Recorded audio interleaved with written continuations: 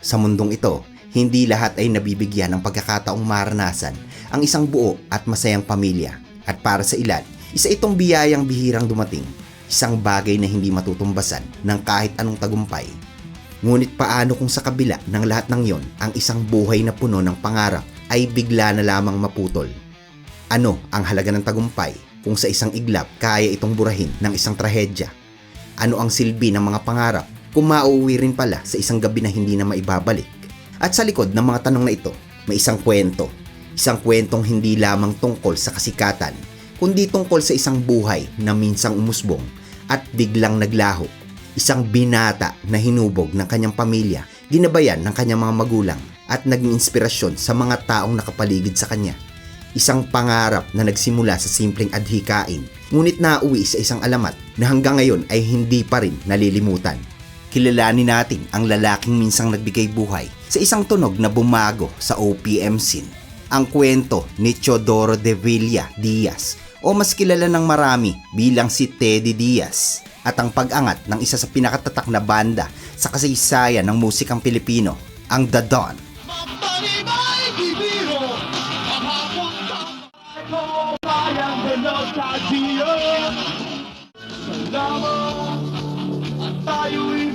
Pero bago tayo magpatuloy, kung bago ka pa lamang sa aking channel, ay hinihiling kong mag-subscribe ka na. Pakipindot na rin ang notification bell upang updated ka sa mga video na gaya nito. Mga kwentong totoo, makulay at minsan mapait ang katapusan. Kaya magsimula na tayo. Hindi sa lahat ng pagkakataon, ang kapalaran ay nagsisimula sa kahirapan. Minsan, may mga taong isinilang na tila nakalaan sa isang mundong puno ng impluwensya, talento at oportunidad. Isinilang sa puso ng Maynila noong ika-1 ng Abril 1963 si Teodoro de Villa Diaz. Siya ay nagmula sa isang pamilyang may malalim na ugat sa larangan ng batas, sining at sa showbiz. Ang kanyang lolo ay si Pampio Diaz, na isang respetadong hukom noong kanyang kapanahunan, isang simbolo ng karangalan at disiplina. Samantala ang kanyang ama naman ay walang iba kundi si Vic Diaz, isang veteranong aktor na nakilala ng marami sa pelikula, sa industriya ng pelikulang Pilipino. At kung iisipin, tila hindi na nakapagtataka na ang batang si Teddy ay napapalibutan ng mga pangalan na kalaunan ay magiging bahagi rin ng kanyang kwento. Isa na nga rito ang tinaguriang hari ng pelikulang Pilipino na si Fernando Poe Jr. na nagsilbing ninong niya at matalik na kaibigan ng kanyang ama. Sa tatlong magkakapatid, si Teddy ay isa sa mga lumaki sa isang kapaligiran na hindi lamang puno ng disiplina, kundi pati na rin ng sining at inspirasyon. Nag-aral siya sa elementarya at high school sa Ateneo de Manila University, isang prestihiyosong paaralan na pinanggalingan din ng kanyang pamilya. Dito pa lamang ay makikita na ang direksyong tila inilatag para sa kanya. Isang landas na maaaring magpatuloy sa isang profesional at tradisyonal na karera. At tulad ng inaasahan, ipinagpatuloy niya ang pag-aaral sa University of the Philippines, kung saan kumuha siya ng kursong architecture, isang larangang nangangailangan ng disiplina, talino at malikhaing isip. Ngunit habang lumilipas ang panahon, unti-unting may ibang tinig na umaalingaw-ngaw sa kanyang puso, isang tinig na hindi nagmumula sa mga blueprint o mga guhit ng gusali, kundi sa tunog ng gitara. Matapos ang 3 taon ay gumawa siya ng isang desisyong hindi pangkaraniwan. Iniwan niya ang kursong architecture upang sundan ang mas malakas na tawag ng kanyang tunay na hilig. Lumipat siya sa Philippine Women's University, kung saan mas pinili niyang pagtuunan ng pansin ang musika. Isang hakbang na magbabago ng direksyon ng kanyang buhay. Dito nga niya hinasa ang kanyang kakayahan sa pagtugtog ng gitara. Ngunit hindi lamang dito natatapos ang kanyang talento. Sa likod ng kanyang pagiging musikero, si Teddy ay isa ring likas na artist. Sa tuwing may libreng oras, madalas siyang nakikitang kasama ang kanyang mga kaibigan mula sa fine arts. Tahimik na nakaupo, hawak ang lapis at abala sa paglikha. Gumuguhit siya ng mga karakter mula sa comics, mga imaheng hinubog ng kanyang imahinasyon. Ngunit higit sa lahat, may isang bagay na paulit-ulit na bumabalik sa kanyang mga obra, mga gitara, iba't ibang disenyo, iba't ibang hugis, mga instrumentong tila nabubuhay sa kanyang kaisipan. At sa mga simpleng sandaling yon, sa pagitan ng musika at sining, unti-unting nahuhubog ang isang pangalan, isang pangalang hindi magtatagal ay magiging bahagi ng kasaysayan ng OPM. Sa tuwing maririnig natin ang salitang rockista, madalas ay isang imahe agad ang pumapasok sa ating kaisipan. Maingay, rebelde at kadalasan nalulong sa bisyo. At para sa marami, ang pagiging bahagi ng rock scene ay konektado sa magulong pamumuhay, alak, sigarilyo, droga, at kung ano-ano pang tukso na tila normal sa mundong yon. Isang stereotype na matagal nang nakatatak sa isipan ng karamihan. Pero paano kung may isang taong babasag sa lahat ng paniniwalang yon? Paano kung ang isang rockista ay kabaliktaran ng lahat ng inaakala mo? Ganito ang kwento ni Teodoro de Villadiaz. Oo, sa panlabas na anyo, wala siyang ipinagkaiba sa tipikal na rock musician noong kanyang kapanahunan. Mahabang buhok, kakaibang forma, at presensya na kayang makakuha kaagad ng atensyon sa entablado. Isang imaheng maaaring magbigay ng maling impresyon sa mga hindi nakakakilala sa kanya. Ngunit sa likod ng lahat ng yon, may isang katotohanang bihirang makita sa mundong kanyang ginagalawan. Si Teddy Diaz ay isang taong may malalim na pananampalataya. Habang ang iba ay nahuhulog sa magulong lifestyle, siya naman ay mas piniling kumapit sa kanyang paniniwala sa Diyos. At para sa kanya, ang musika ay hindi daan para maligaw, kundi isang paraan para ipahayag ang kanyang sarili ng hindi kinakailangang talikuran ang kanyang prinsipyo. Isang rockista, pero may paninindigan. Isang musikero, pero may direksyon ang buhay. Hindi niya kailangang sumabay sa agos para mapatunayan ang kanyang sarili. Hindi niya kailangan magpakalulong sa bisyo para lang tanggapin ng mundo ng rock. Dahil para kay Teddy, ang pagiging rockista ay hindi sukatan ng pagkatao. Isa lamang itong bahagi ng kanyang pagkakakilanlan. Isang passion, isang sining, pero hindi kailanman naging dahilan para mawala siya sa tamang landas. At sa gitna ng mundong puno ng tukso, nananatili siyang kakaiba, tahimik, matatag, at may paninindigan. At kung iisipin, tila mas lalong lumalalim ang pagkakaiba ni Teodoro de Villadiaz sa karaniwang imahe ng isang rockista. Habang ang iba ay abala sa ingay ng mundo, si Teddy ay mas pinipiling makinig sa katahimikan. Dahil araw-araw, hawak niya ang rosaryo, taimtim na nagdarasal. Hindi lang yon, madalas pa siyang magsagawa ng nobena at ilang beses sa isang linggo ay matatagpuan sa simbahan. Sa isang mundong puno ng tukso, pinili niyang manatiling malinis, hindi lamang sa gawa, kundi pati sa pamumuhay. Wala siyang kinahumalingang bisyo, wala ring marka ng rebelyon sa kanyang katawan. Walang mga tattoo na karaniwang ikinakabit sa imahe ng mga rock musician, hindi lang sa Pilipinas, kundi sa buong mundo. At sa halip, ang kanyang oras ay inilaan niya sa dalawang bagay, ang kanyang pananampalataya at ang kanyang musika. Isang tahimik na balanse na bihirang matagpuan. Sa kanyang paglalakbay, nakatagpo rin siya ng mga taong lalong nagpatibay sa kanyang paniniwala. Yan ay ang mga madre mula sa Sisters of the Holy Spirit. Dito ay hindi lang siya naging kaibigan, kundi naging bahagi rin ng kanilang mga gawain. Sumasama siya sa mga misyon, tumutulong sa mga simpleng paraan at patuloy na hinubog ang kanyang sarili, hindi bilang isang artista, kundi bilang isang taong may layunin. At bilang simbolo ng kanilang pagkakaibigan ay binigyan siya ng mga ito ng isang crucifix, isang aklat na may pamagat na The Dawning of the Holy Spirit. Isang simpleng regalo pero may malalim na epekto. Dahil sa tuwing binubuksan niya ang librong yon, tila may panibagong liwanag na gumagabay sa kanya.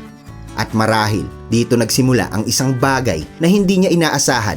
Dahil taong 1985, sa edad na 22, dala ang kanyang talento, pananampalataya at mga pangarap, ay nagpasya si Teddy na bumuo ng isang banda kasama ang kanyang mga kaibigan. Kasama niya sina Jay Villonor sa drums at Clay Luna bilang bahista. At syempre, siya mismo sa gitara.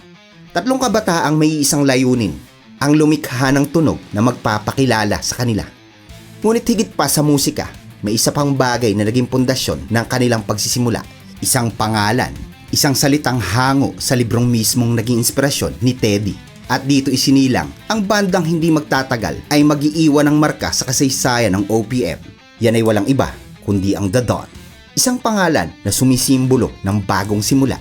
Isang liwanag sa gitna ng dilim at isang kwento na malapit ng umarangkada. Ngunit sa kabila ng matibay na pundasyon ng banda, may isang piraso pa ang kulang. isang tinig, isang boses na magbibigay buhay sa kanilang mga likha. Noong una, malinaw ang plano. Kailangan nila ng babaeng vocalist, isang kakaibang timpla na magpapahiwalay sa kanila sa ibang banda sa eksena. Pero minsan, ang mga plano ay nagbabago sa isang iglap. At iyon nga ay nung dumating si Jet Pangan. Sa kanyang pag-audition, may kakaibang enerhiya na kaagad ang napansin ni Teodoro de Villadiaz at ang kanyang mga kasama. Hindi ito ang boses na kanilang hinahanap, pero ito ang boses na hindi nila kayang baliwalain. May lalim, may emosyon, may dating. At sa sandaling iyon, nagbago ang direksyon ng banda. At imbes na ipilit ang orihinal na plano, pinili nilang sundin kung ano ang mas nararamdaman nilang tama. Doon nga isinilang ang kumpletong forma ng The Dawn. 4 na miyembro, iisang pangarap. At mula roon, nagsimula silang umikot mula sa maliliit na entablado hanggang sa mga club sa buong Kamaynilaan at mga kalapit na probinsya. Gabi-gabing pagtugtog, pawis, pagod, at walang kasiguraduhan kung kailan sila mapapansin. Ngunit unti-unti, may mga nakakarinig, may mga napapalingon, may mga nagsisimulang makaalala sa kanilang tunog. Hanggang sa dumating nga ang pagkakataon na magbabago sa lahat. Isinulat ni Teddy ang isang kanta, isang piyesang hindi lamang basta melodiya, kundi bahagi ng kanyang pagkatao, ang Envelope Ideas. Isang kantang puno ng emosyon at lalim, iba sa karaniwang naririnig noong mga panahon na yon. Nagpasya silang iparinig ito sa mas nakakarami. Kaya naman nagpadala sila ng kopya sa DWXB 102.7, isang FM radio station na kilala sa pagtangkilik sa alternative rock at new wave, mga tunog na tila hindi pa lubusang tinatanggap ng mainstream noong mga panahon na yon. At doon na nga nagsimula ang himala. Sa hindi inaasahang pagkakataon, ang kanilang kanta ay hindi lang pinatugtog, kundi umakyat kaagad sa tuktok ng charts. Noong 1986, ang Envelope Ideas ay naging number 1, isang tagumpay na hindi lang nagpatunay sa kanilang talento, kundi tuluyang nagbukas ng pintuan para sa mas malawak na mundo. At mula sa pagiging isang banda na halos walang nakakakilala, unti-unti silang naging pangalan na binabanggit ng marami. At sa bawat tugtog, sa bawat liriko, isang bagong alamat ang nagsisimulang isulat. Sa paglipas ng panahon ay hindi na maikakaila na tuluyan ng umangat ang pangalan ng The Dawn. At mula sa maliliit na entablado na halos gabing walang nakikinig, ngayon sila ang hinahanap, sila ang inaabangan. At dahil nga sa mabilis nilang pagsikat, hindi nagtagal ay napansin sila ng isang malaking recording company, ang Octo Arts International, na sa kalaunan ay makikilala bilang Police Records Philippines. Ito na ang pagkakataon na matagal nilang hinihintay. Dito nagsimulang maitala ang kanilang mga kanta, mga awiting hindi lang basta tugtog, kundi sumasalamin sa kanilang pagkakakilanlan bilang banda. At sa likod ng mga likhang ito, may isang taong tahimik na gumagabay sa kanilang direksyon, si Teodoro de Villadiaz. Sa umpisa, aminado ang ilan sa kanyang mga kasama na wala silang sapat na kaalaman sa pagbuo ng sariling kanta at hindi nila alam kung saan magsisimula. Ngunit sa tulong ni Teddy ay unti-unti nilang natutunan ang proseso. Mula sa simpleng ideya, nagiging himig. Mula sa himig, nagiging awitin. At sa bawat kantang kanilang nililikha, lalo nilang napapatunayan ang kanilang sarili na kaya pala nila. At hindi maitatanggi na malaking bahagi ng kanilang mga unang tagumpay ay nagsimula sa husay ni Teddy sa pagsusulat at pag-aayos ng musika. At ang isa nga sa patunay nito ay ang kanilang bersyon ng Magtanim ay Di Biro. Isang kantang matagal ng bahagi ng kulturang Pilipino. Isang simpleng awiting bayan, ngunit sa kanyang kamay, ito ay nabigyan ng bagong anyo. Isang rock arrangement na hindi inaasahan pero agad na tinangkilik. At syempre ay hindi rin mawawala sa alaala ng marami ang kantang Salamat. Isang awiting tumatak sa puso ng mga tagapakinig, bagamat masakit isipin na hindi na ito naabutan ni Teddy ng tuluyang nailabas. Dahil sa likod ng lahat ng tagumpay, may paparating pala na trahedya. Sa pagsapit ng huling bahagi ng dekada 80, ay nasa rurok na ng kasikatan ang The Dawn. Sunod-sunod ang kanilang mga konsyerto, paanyaya sa radyo, mga guesting sa telebisyon, na halos wala na nga silang pahinga. Ngunit sa kabila ng ingay ng tagumpay, may isang gabing tahimik na magbabago sa lahat. Noong ika-21 ng Agosto taong 1988 ay naimbitahan ng banda sa isang late-night television show, ang Martin After Dark, na pinangunahan ng kilalang mang-aawit na si Martin Rivera. Sa gabing iyon, buong husay nilang tinugtog ang kantang Love Will Set Us Free, isang performance na tulad ng marami nilang nagawa na punong-puno ng enerhiya at emosyon. Ngunit hindi nila alam na yun na pala ang isa sa mga huling pagkakataon na makikita silang buo sa isang entablado. Hating gabi na nang matapos ang programa. Paglabas nila sa istasyon, tulad ng karniwan, nagkanya-kanya na sila ng lakad.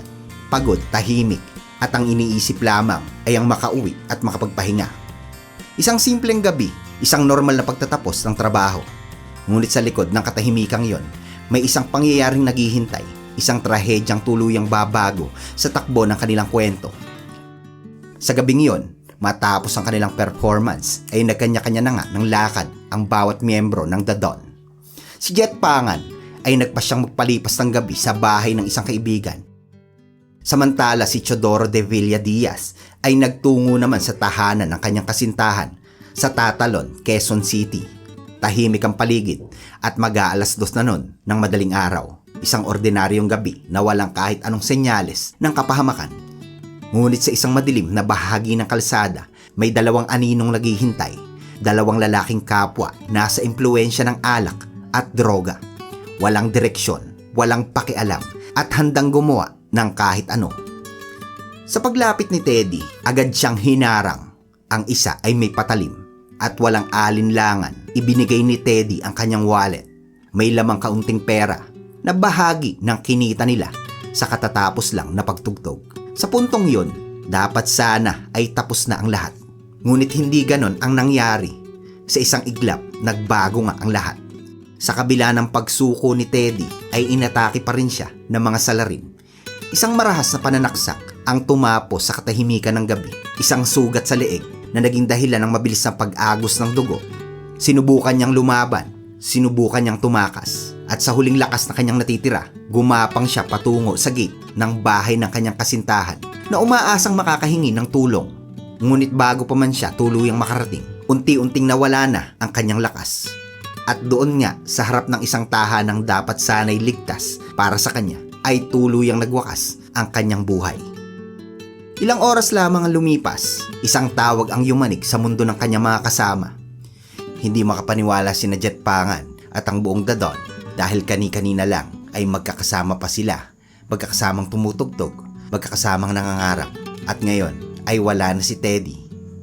Sa isinagawang investigasyon ay lumitaw ang mas nakakagimbal na detalye. Ang isa sa suspect ay may nauna ng krimen dahil pinatay umano nito ang sarili niyang kamag-anak ilang oras bago ang insidente. Matapos tumakas, napadpad siya sa lugar kung saan niya nakasama ang isa pang lalaki. At doon habang sila ay nagiinuman, unti-unting nauwi sa mas madilim na plano ang kanilang gabi. At nang maubusan nga ang mga ito ng alak, ay nagpasya silang lumabas, hindi para umuwi, kundi para maghanap ng mabibiktima. At sa kasamaang palad, si Teddy Diaz ang kanilang napagdiskitahan. Sa dilim nga ng gabi, dahil sa kanyang mahabang buhok, ay napagkamalan siyang babae. Isang maling akala na nauwi sa isang trahedyang hindi na maibabalik. Isang gabing nagsimula sa musika, nagtapos sa katahimikan. At sa pagkawala ni Teodoro de Villa Diaz, hindi lang isang miyembro ng banda ang nawala, kundi isang pangarap, isang inspirasyon at isang buhay na sana'y marami pang mararating. Sa huling sandali ng kanyang buhay, makikita na hindi basta sumuko si Teodoro de Villa Diaz dahil may mga sugat sa kanyang kamay, mga bakas na kanyang pagtatanggol sa sarili. Patunay na kahit sa harap ng panganib, pinili niyang lumaban, ngunit sa kabila ng kanyang tapang, nanaig pa rin ang karahasan. Isang buhay ang nawala, hindi dahil sa kapalaran, kundi dahil sa isang gabing mali ang lugar at mali ang pagkakataon. Sa edad na 25 ay doon nagtapos ang kwento ni Teddy Diaz. Makalipas ang ilang araw ay nahuli rin ang mga responsable sa krimen. Dinala sa New Bilibid Prison ang pangunahing suspect na kung saan ayon sa mga ulat, nasangkot pa ito sa panibagong insidente matapos tangkaing tumakas. Isang pagtatangka na nauwi rin sa karahasan. Pero sa kalaunan ay tuluyan na ring nagwakas ang kanyang buhay sa loob ng kulungan. Ngunit kahit nahatulan ang may sala, hindi na nito maibabalik ang nawala. Sa panig ng The Don, isang napakahirap na desisyon ang kanilang kinaharap. Magpapatuloy ba o tuluyan ang hihinto? At sa huli, pinili nilang ituloy ang laban. Hindi para palitan si Teddy, kundi para ipagpatuloy ang kanyang nasimulan. Ngunit sa bawat pagtatanghal, sa bawat tugtog, iisa pa rin ang pangalan na isinisigaw ng mga tao. Teddy, si Teddy. Dahil sa totoo lang, ay hindi kailanman napalitan ang kanyang pwesto sa puso ng mga tagahanga, lalo na sa kanyang mga kabanda. Sa paglipas ng panahon ay mas lalo pang lumawak ang impluwensya ni Teodoro de Villadiaz sa mundo ng musikang Pilipino. Maraming gitarista ang na-inspire sa kanyang estilo, sa kanyang disiplina at sa kanyang kakaibang kombinasyon ng talento at pananampalataya. Kabilang na nga rito sina Perfecto de Castro, na minsang humanga sa kanyang pagtugtog at mas lalo pang nagsikap sa gitara matapos siyang mapanood. Ganon nga rin si Chuck Isidro na umabot pa sa puntong ginawang inspirasyon si Teddy sa kanyang sariling paglalakbay sa musika. At maging si Buddy Zabala ng E-Heads ay kabilang sa mga humanga at nang hinayang sa biglaang pagkawala ng isang alamat. Samantala ay nagpatuloy ang The Don. Duman sa pagbabago, nagkawatak-watak at muling nabuo, nagpalit ng mga miyembro, ngunit hindi nawala ang kanilang identity. Hanggang sa kalaunan ay kinilala sila bilang isa sa pinakamatagal at pinaka-prolific na rock band sa bansa. Ngunit sa kabila ng lahat ng yon, may isang pangalang na nanatiling nakaukit sa kanilang kasaysayan. Isang pangalang hindi kailanman nabura, si Teddy Diaz. At dito tayo babalik sa tanong, ano nga ba ang halaga ng mga pangarap kung kaya itong agawin sa isang iglap? Bakit kung minsan ang mga taong may mabubuting puso, sila pa ang unang nawawala? Mga tanong na hanggang ngayon wala pa ring malinaw na kasagutan.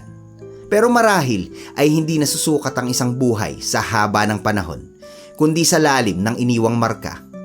At sa kwento ni Teodoro de Villadiaz, malinaw ang isang bagay. Maikli man ang kanyang naging paglalakbay, ang kanyang musika, ang kanyang impluwensya, at ang kanyang alaala ay mananatiling buhay. Hanggang dito na lamang po mga kaibigan, mga tropa. Maraming salamat po sa inyong walang sawang pagsubaybay sa Gintong Araw TV Vlog. God bless sa ating lahat. No hates, respeto, tugtugan lang.